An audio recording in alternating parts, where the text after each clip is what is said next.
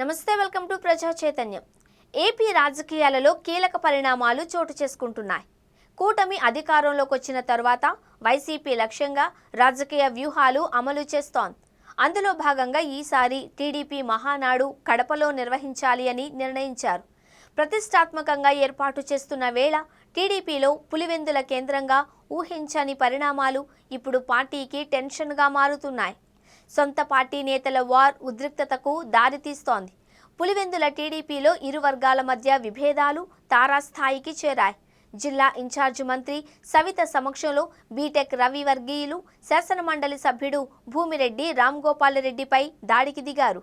సమావేశానికి రామ్గోపాల్రెడ్డి కూడా హాజరు కావడంతో సమావేశానికి రాకూడదు అంటూ వేముల టీడీపీ ఇన్ఛార్జ్ పార్థసారథి రెడ్డి వర్గీయులు గోపాల్ రెడ్డిపై దాడికి దిగారు. వైసీపీకి అనుకూలంగా వ్యవహరిస్తున్నారు అని, టీడీపీ నాయకులు చేస్తున్న పనుల్లో అడ్డు తగులుతున్నారు అని పార్థసారథి రెడ్డి వర్గీయులు ఆరోపించారు.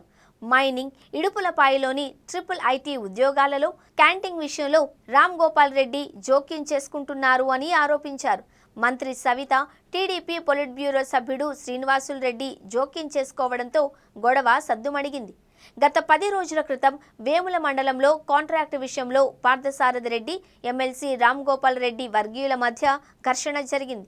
కూటమి అధికారంలోకి వచ్చిన తరువాత పులివెందుల టీడీపీలో నేతల మధ్య వర్గపోరు తారాస్థాయికి చేరుకుంది. TDP MLC Bhumireddy Ramgopalreddy, TDP in-charge BTech Ravi వర్గాల మధ్య గత కొద్ది నెలలుగా ఆధిపత్య పోరు జరుగుతోంది. ఇసుక టెండర్లు, రేషన్ డీలర్ల పోస్టుల విషయంలో విభేదాలు బయటపడ్డాయి. ఇసుక టెండర్లు తమ వారికే దక్కాలి అని, మరెవ్వరికీ ఇసుక టెండర్లు రావద్దు అని బీటెక్ రవి వర్గీయులు కలెక్టరేట్లో హడావిడి చేశారు.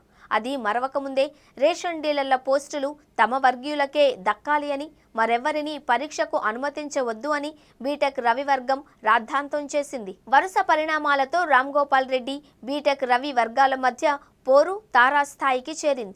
ఇదే సమయంలో కడపలో టీడీపీ మహానాడు నిర్వహణకు నిర్ణయించింది. ఇందుకోసం భారీ స్థాయిలో ఏర్పాట్లు జరుగుతున్నాయి. ఈ సమయంలో పులివెందులలోనే మహానాడు నిర్వహించాలి అంటూ కొన్ని ప్రతిపాదనలు వచ్చాయి. అయితే ఇప్పుడు పులివెందులలో సొంత పార్టీకి చెందిన నేతలే ఇలా బాహాబాహీకి దిగడం హైకమాండ్కు సమస్యగా మారుతోంది. తాజాగా చోటు చేసుకున్న ఈ పరిణామాలపైన పార్టీ నాయకత్వం ఎలాంటి చర్యలు తీసుకుంటుంది అనేది కీలకంగా మారుతోంది.